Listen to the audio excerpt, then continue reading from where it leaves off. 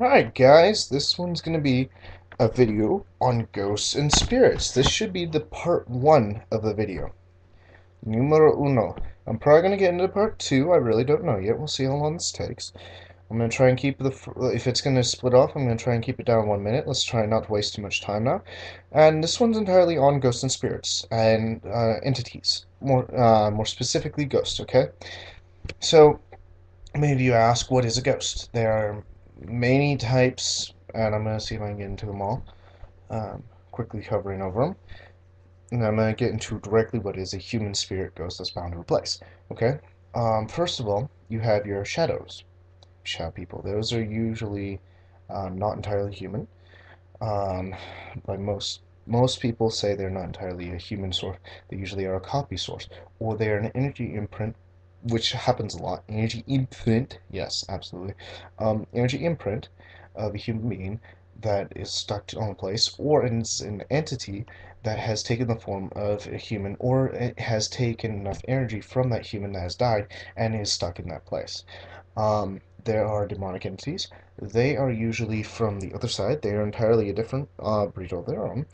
They usually have a bind point either to a person, an item, or simply they're in a doorway that they occur. Very rarely will you come across a wandering demon that is actually going to do, or a demonic entity that's actually going to do anything, because they bind into a place that allows them to accumulate energy and keep them up and keep them going. Many times these entities require. Hold on a moment, I'm in the middle of something. Many times these entities require you to, or require a energy source, fear, hate, anger, whatever the case may be. Usually that's demonic. There are other entities which are good, that feed off of happiness, good things, life, that sort of thing. They are usually very far in between, or at least not usually known to be very close in. Um, Human beings naturally put off their own energy field. This energy field sustains many different entities of sorts. Okay, so you get into energy balls. Those are usually thought to be just simply pure energy. Um, they can be the form of a ghost, a spirit, or an entity that has, of course, taken this form temporarily. However, most of the time, an energy ball that surrounds a place is basically a storage bank of energy. It is a big piece of it, an entire energy ball that is condensed into one small mass. Now, a human being can, of course, do this with the right knowledge and aura energy channeling. Okay? Um, it's thought that many times that a spirit or entity can feed off this extra energy or this excess energy mass, or they cultivate it to themselves. Okay? Let's see. What else? I'm trying to just avoid all the other ones and I'll get right into the ghost. You have imprints. Imprints on an item, a house, a person, a sort of thing that occurs. Usually these are just imagery that occur and last into a certain area and occasionally pop up. Usually these imageries occur um, on a presence because the because something of that effect, something that's similar to it, what happened to it that left that imprint, there is a curse. So if you can figure out what the imprint is, it's kind of like a lock and key mechanism. Oh, you okay? Now you get to see an image. You know, um, sometimes this can be considered a ghost, but sometimes like a presence comes back from the other side. There's often a doorway, a porthole that they're bound to. That they come back and then they're temporarily there and then they bounce back out. These usually are very rare and they will come back like every 10 years or something like that for X amount of time. So sometimes your grandmother will come back. Woohoo. They're poltergeists. Poltergeists are usually a temporary thing that occur, and they're thought to usually be in energy form, an entity that the human itself almost well, not quite summons, but like they bring about. They don't necessarily summon it; it occurs, usually around puberty time. Um, they are usually around when a person's around high dense energy, whenever someone's around, like a lot of the spiritual things will start occurring. It will usually consist of, okay, moving an item across the room to shutting doors to breaking a pot or a pan to knocking something over, usually it's not as bad. Maybe sometimes lights flickering on and off. Woohoo, okay, it happens. That's a poltergeist. Usually teen years, usually only lasts for maybe a month. Sometimes, usually, actually, no, it's usually shorter than that, but that's about as long as it happens. Sometimes, very rarely, do they actually last longer. These are usually not what one could consider poltergeist. Usually, but if they are, then it's a person that has brought about like a negative energy onto themselves, and blah blah blah. Guess what? You now have to deal with yourself pointing out this negative field feeding this entity. Then it no longer becomes a poltergeist. It becomes an entirely different entity. You call it demonic, whatever. Um, the basis is entirely based on the energy field. Now, to explain, let's get into the details about the energy field.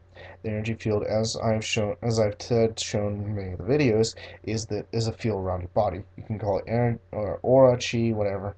It is the same thing as biological, magnetic, electrical, magnetic field. It exists around the body. Okay. Yes, I'm talking rather fast. All right. Yeah, I could get into this in 10 minutes. Awesome. All right. Ghosts. The big subject of this one. Ghosts are a human being that has come back. Why have they come back? That is many questions. There are usually a couple things that they come back for. Number one, they don't know that they're dead. Number two, they're bound there. Number three, they have a task and the reasoning for being there. Oh, come off it. I know this last one. Um, they have a task. There's a reason. Oh, violent end. Violent end. No shit. I should know that. Forgive my cussing. Okay. Um, they come back. They require energy. Energy for them is like us eating food, us eating grains. It's like a high or carbohydrate meal, whatever. Um, that is what it is to them. They feed off this energy. They keeps them sustained, keeps them going. Um, it's sort of like a cell osmosis thing going on. That's a lot of times why when you're in a room that you'll feel cold with a ghost because they'll be feeding off of the energy around you. They'll be feeding off you and getting cold. That's the sort of thing that occurs. That's why it gets colder, and sometimes if they're building up energy, it gets hotter. Okay, that's how it happens. Kind of weird, but that's just the way it goes. Any entity can exert this sort of effect. Um, a lot of times, batteries and phones, iPods, whatever, any kind of battery energy device actually starts to get lower, and it lowers and it lowers and lowers, and it goes much, much lower. Um, this gives it sort of a this is because it's building up the energy. Usually, if it's building up the energy, it won't be good, you know. Now, for ghosts to move things physically, or spirits or entities, anything to really move things physically, it actually requires quite a lot of energy. But to simply pass over and be seen is not as much. But they feed off of, especially entities, not necessarily ghosts. They feed off of certain emotions, certain energies that people put up. That's why usually these entities are very picky about what they like. Sometimes anger, sadness, fear, hatred, whatever the case may be. Now there are good entities that will feed off of love, happiness, laughter, whatever the case may be. Okay, these are very rare and far between because they aren't necessarily as noticed. A lot of times, if they actually occur, they'll be in, a happy school or whatever. Most most entities, most ghosts require a bind point. More specifically, entities, but they require something that basically holds them down. That's why a lot of times when you're doing remodeling, you can chance that something will come out and bite you in the ass, especially if it's an old house or something. Um, the different ways that they come through is a lot of times things ghosts especially will not pass over. Sometimes they are called forth. These are usually not good at all. There are many times that entities live naturally in this world. Um, I say entities meaning anything from nature's spirit to the chupacabra, I don't know, whatever the case may be. Yes, I say that a lot. I can stop that if you like. Let's see, where was I going with this? Um, but yes, they come out. Usually what's known as the witching hour, nickname. The time when it actually occurs, a lot of times you'll feel things is between 3 and 4 in the morning, I believe. You'd have to check me on my information, but I believe that's the way it works. Is it's witching hour and it's 3 or 4 in the morning, and a lot of things will come out more predominantly. Um,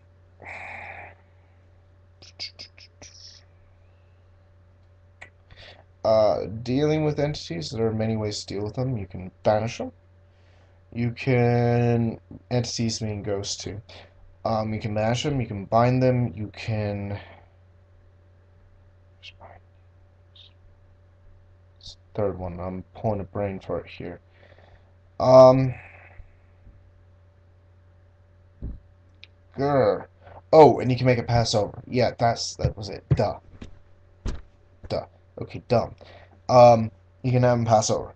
Now, with binding them, what you're doing more specifically is you are giving them a new point of binding, new energy center.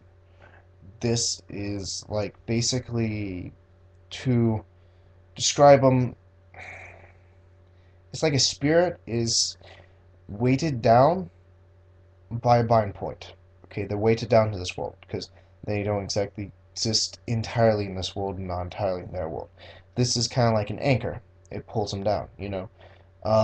If you cut this anchor, or if they cut themselves, they float up to the top, they go into the spirit realm, goodbye, you know.